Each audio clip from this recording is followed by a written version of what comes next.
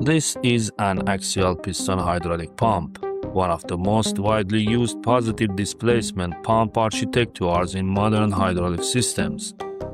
Piston pumps are commonly used where high pressure, high efficiency, and reliable power transmission are required. They can be found in a wide range of applications, including industrial machinery, mobile equipment, construction machinery, agricultural equipment, renewable energy, and other high-performance hydraulic systems. Inside the pump, the main components including the drive shaft, cylinder barrel, pistons, sleepers, swash plate, retaining plate, and the hydraulic porting systems. The cylinder barrel rotates together with the drive shaft. A spring mounted on the shaft pushes the barrel toward the stationary brass valve plate, maintaining contact between the two surfaces during operation.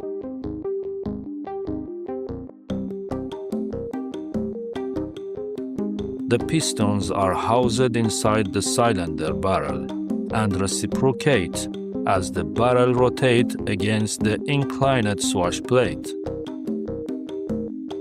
Depending on the design and application, axial piston pump can operate at very high hydraulic pressure, making them suitable for demanding hydraulic systems.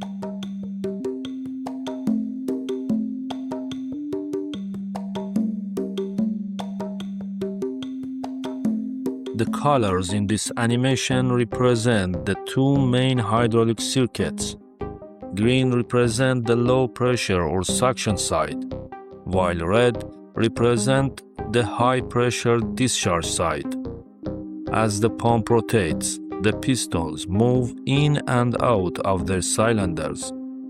During the expansion of pumping chamber, hydraulic fluid is drawn into the pump through the low-pressure inlet.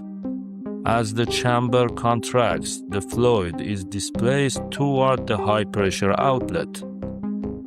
This continuous sequence of suction and displacement produces the hydraulic flow required by the system.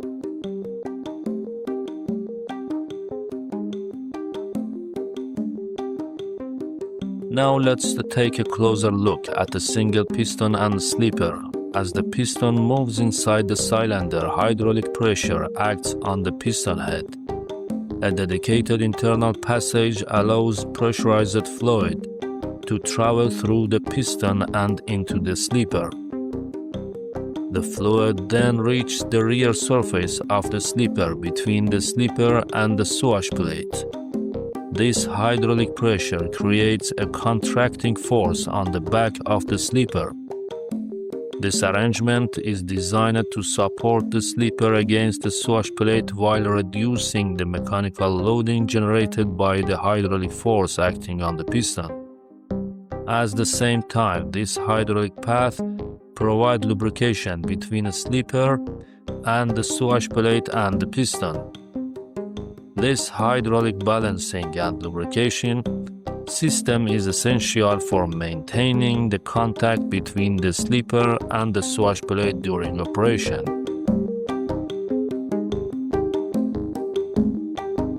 Now we reach an important moment in the pumping cycle. As a piston moves from the low pressure side toward the high pressure discharge port, it suddenly encounters high hydraulic pressure. This rapid pressure transition produced a sudden hydraulic force on the piston.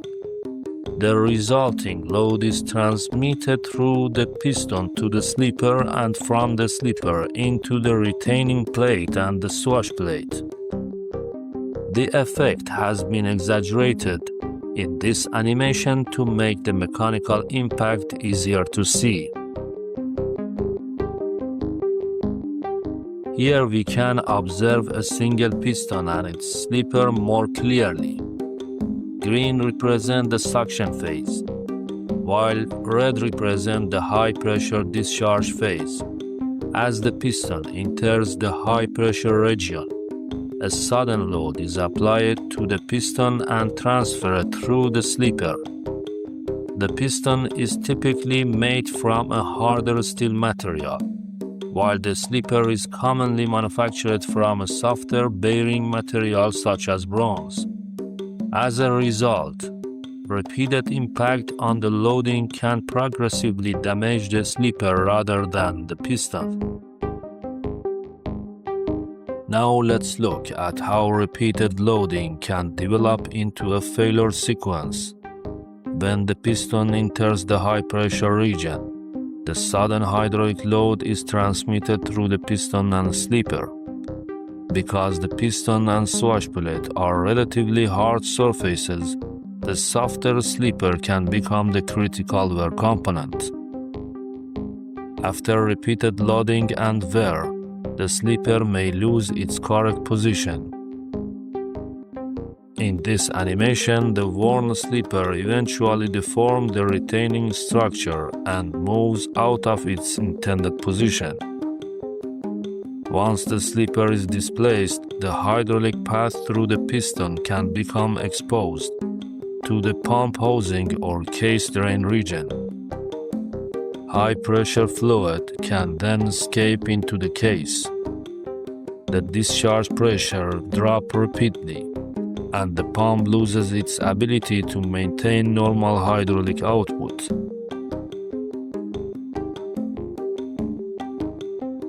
The same failure mechanism can be observed here from another angle. The repeated impact and loading gradually damage the slipper and its supporting structure. Once the slipper loses its position, the integrity of the pumping mechanism is compromised. Here the same failure sequence is shown in slow motion. The purpose is to make the movement of the piston, slipper and retaining components easier to observe. There is another mechanical force that acts on the rotating components of a piston pump. As the piston rotates around the shaft axis, centrifugal force acts on the piston and tends to move it outward. Engineers have reduced this effect in many designs by using smaller and lighter pistons. Reducing the mass of the moving component reduces the centrifugal force generated during rotation. However, the centrifugal force itself is an inherent consequence of rotating mass.